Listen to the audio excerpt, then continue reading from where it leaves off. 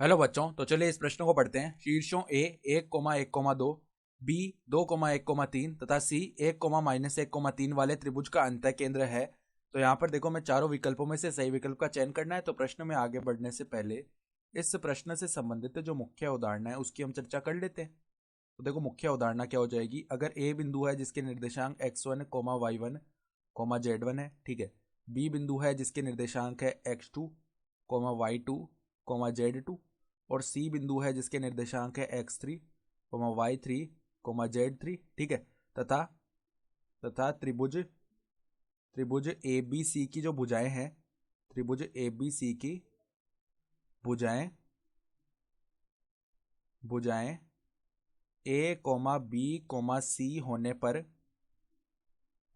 त्रिभुज A B C का अंतः केंद्र त्रिभुज ए बी सी का अंतः केंद्र, इसे हम एक बार के लिए क्या बोल देते हैं, आई बोल देते हैं, ठीक है। तो देखो, यहाँ पर आई के निर्देशांक क्या आते हैं। आई के निर्देशांक बनते हैं हमारे पास में ए एक्स वन प्लस में बी एक्स टू प्लस में सी एक्स थ्री, बट्टा में आता है ए प्लस बी प्लस सी, सही है। फिर देखो, वाई निर्देशांक आता है ए वाई वन प्लस में बी वाई टू प्लस में सी वाई थ्री, बट्टा में आता है ए प्लस बी प्लस सी। फिर देखो, जेड निर्देशांक आता है ए जेड वन प्लस में बी जेड टू प्लस में सी जेड थ्री, बट्टा में आता है ए प्लस बी प्लस सी। ये आते हैं निर्देशांक अंतः केंद्र के। तो अब देखो, यहाँ पर हमारे पास निर्देशांक तो दिए हुए हैं तीनों शीर्षों के। पहले हम क्या कर लेते हैं, इन जो त्रिभुज एबीसी आएगा ना, इसकी भुजाएं ज्ञात कर लेते हैं। तो त्रिभुज एबीसी देखो, इस प्रकार का कोई त्रिभुज आ रहा होगा। यहाँ पर बिंदु ए है जिसके निर्देशांक है 1,1,2, बिंदु बी है जिसके निर्देशांक है 2,1,3, और बिंदु सी है जिसके निर्देशांक है 1,-1,3, ठीक है। तो सबसे पहले ए बी भुजा ज्ञात करेंगे। इसको हमने क्या बोल लिया, देखो, ए के सामने वाली भुजा को हम ए बोल लेते हैं। जो बिंदु सी है उसके सामने वाली भुजा को हम क्या बोल लेते हैं, छोटा सी। और बिंदु बी है ना, उसके सामने वाली भुजा को हमने छोटा बी बोल लिया, ठीक है। तो पहले तो हम क्या करेंगे, सी याद कर लेते हैं। तो वो क्या आएगा, देखो यहाँ पर सी भुजा ज्ञात करेंगे तो बराबर में वर्गमूल में, देखो दो बिंदुओं के बीच की दूरी क्या होती है, x2 माइनस x1 का स्क्वायर, यानी 2 माइनस 1 का स्क्वायर 1 हो गया। फिर देखो 1 माइनस 1 जीरो हो जाएगा, उसका स्क्वायर करेंगे 0 आएगा। प्लस में देखो 3 माइनस 2 यानी 1 आएगा, उसका स्क्वायर किया तो 1 आएगा, सही है। तो ये क्या हो गई, वर्गमूल 2 इकाई, सही है। फिर देखो, इसी प्रकार अगर हम b याद करेंगे तो वर्गमूल के अंदर देखो क्या आएगा। सबसे पहले 1 माइनस 1 का स्क्वायर यानी कि 0 का स्क्वायर 0 हो जाएगा। फिर देखो 1 माइनस में माइनस 1 तो 2 होगा, उसका स्क्वायर किया तो 4 आ जाएगा, ठीक है। प्लस में देखो 2 माइनस 3 यानी माइनस 1 का स्क्वायर 1 हो जाएगा। तो ये कितना आ गया, वर्गमूल 5 इकाई। अब देखो तीसरी भुजा ज्ञात कर लेते हैं जो कि है सी। सी बराबर में देखो क्या आने वाला है हमारे पास, सी याद करेंगे ना, नहीं सी तो हमने याद कर लिया, अब ए याद करनी है हमें, ठीक है। तो ए किसके बराबर आएगी, 2 माइनस 1 का स्क्वायर यानी कि देखो वर्गमूल के अंदर 1 आ जाएगा। फिर 1 माइनस में माइनस 1 का स्क्वायर यानी कि 4, सही है। फिर 3 माइनस 3 यानी 0 का स्क्वायर 0 होगा, तो ये भी क्या हो गई, वर्गमूल 5 इकाई आ गई, सही है। तो अब इसका अंतः केंद्र निकालना है। तो उसके निर्देशांक अगर हम क्या बोल लेते हैं एक बार के लिए, आई बोल लेना अंतः केंद्र को। तो उसके निर्देशांक देखो क्या आएंगे, ए एक्स वन यानी कि देखो x1 का मान हमारे पास 1 है ना, और छोटे a का मान है वर्गमूल 5, तो कितना आएगा, वर्गमूल 5। प्लस में बी एक्स टू, तो b का मान कितना है हमारे पास, वर्गमूल 5 ही है। और x2 का मान 2 है, तो 2 वर्गमूल 5 हो जाएगा। तो 2 वर्गमूल 5 प्लस में क्या आएगा, प्लस में आएगा c(x3). तो छोटे c का मान कितना है, वर्गमूल 2, और x3 का मान 1 है, तो हमारे पास केवल वर्गमूल 2 आ जाएगा, सही है। बट्टा में a प्लस बी प्लस सी यानी कि वर्गमूल 2 प्लस वर्गमूल 5 प्लस में वर्गमूल 5, तो वर्गमूल 2 प्लस में वर्गमूल 5 प्लस में आ जाएगा वर्गमूल 5, ठीक है। ये तो आ गया एक्स निर्देशांक।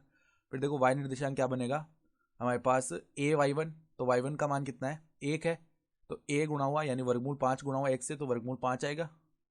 प्लस में देखो फिर आगे क्या बनेगा, बी वाई टू यानी वर्गमूल 5 गुणा हुआ 1 से, तो वर्गमूल 5 ही आ जाएगा।